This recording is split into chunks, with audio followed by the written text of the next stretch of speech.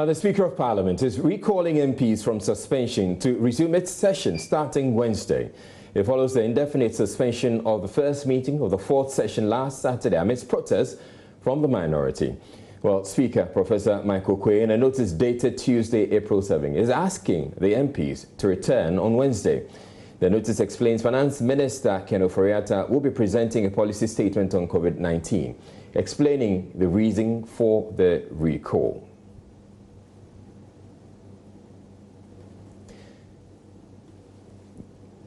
So the statement reads, in exercise of the power conferred on the Speaker of Parliament by Order 6 of the Standing Orders of the Parliament of Ghana, I, Right Honourable Professor Aaron Michael Quay, Speaker of Parliament, do hereby direct that the Parliament of Ghana shall, notwithstanding anything to the contrary, resume sittings of the first meeting of the fourth session, which commenced on Tuesday, the 28th day of January 2020, on Wednesday, the 8th of April 2020 at 10 o'clock in the forenoon at Parliament House, Accra. And this is dated in the office of the Speaker of Parliament, Accra, Ghana, the 7th day of April 2020, and is signed by the Speaker, Right Honourable Professor Aaron Michael Quay, the Speaker of Parliament.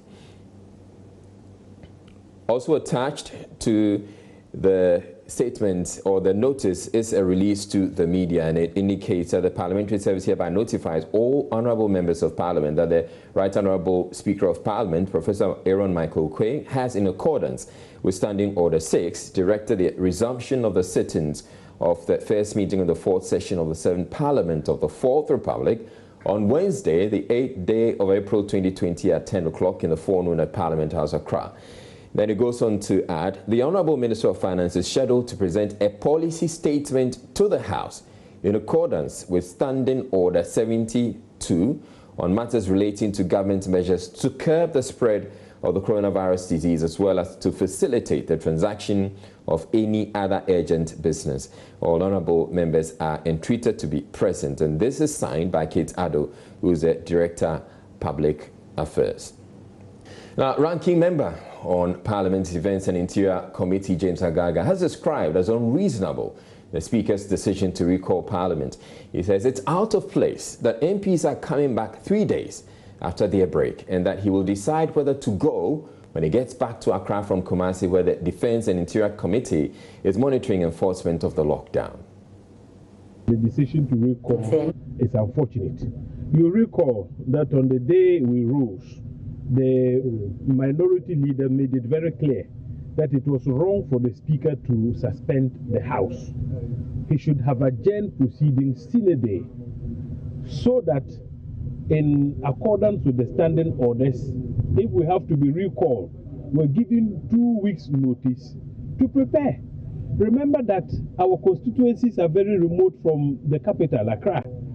And so if you have to travel all the way to your constituency, only to be recalled within the matter of 2 days, I mean, it is most unfortunate and regrettable. You don't do that, because by recalling within 2 days, you disorganize the Member of Parliament. Remember that part of our responsibilities and duties is owed to our constituents, which is why Parliament's calendar allows us to go on recess, so that you can interact and interface with your constituents. Return to the House armed with what is happening in your constituency. You are able to contribute more effectively to the debate in the House. So if you have to be recalled within the matter of 2 days, what is the urgent nature of business? I am sure it all has to do with the stabilization fund. If that is true, the question to ask is, why did the finance minister not bring up the necessary amendments for us to effect before we rose? What held him back? That is the fundamental question to ask. But you see, to allow us to go to the constituencies, we are here. We're doing committee work. I had programmed myself to leave tomorrow for the constituency. So if you are recalling us back tomorrow, I mean, you disorganize us in ways that are not acceptable at all. The Chairman of Parliament's Defence and Interior Committee, Seth Champong, has been defending the Speaker's decision to recall the House. He says it is in the national interest. Which we have acquired over the period. And these are things we can't run away from. We have to be blunt about them. So for you, the idea to recall the House is a good one? It's in order for me. And What if people decide not to show up because probably they've gone out of their constituency? Then they would which have is the main concern. Then they would have gone against the oath they took in Parliament when they were sworn in as members of the legislature. It is incumbent upon us, wherever the Speaker so decides, to summon Parliament. Every parliamentarian is expected to attend. That is why in Ghana, recent times, the practice of Ben will be holding Parliament out court at the Independence Avenue, where the president of the land is supposed to swear before the people's reps. We don't do it in the chamber of the legislature, but we do it in an open court at the Independence Square. Parliament is summoned anytime, and all of us go there. So this is in our chamber. We must get in there and do the business of government.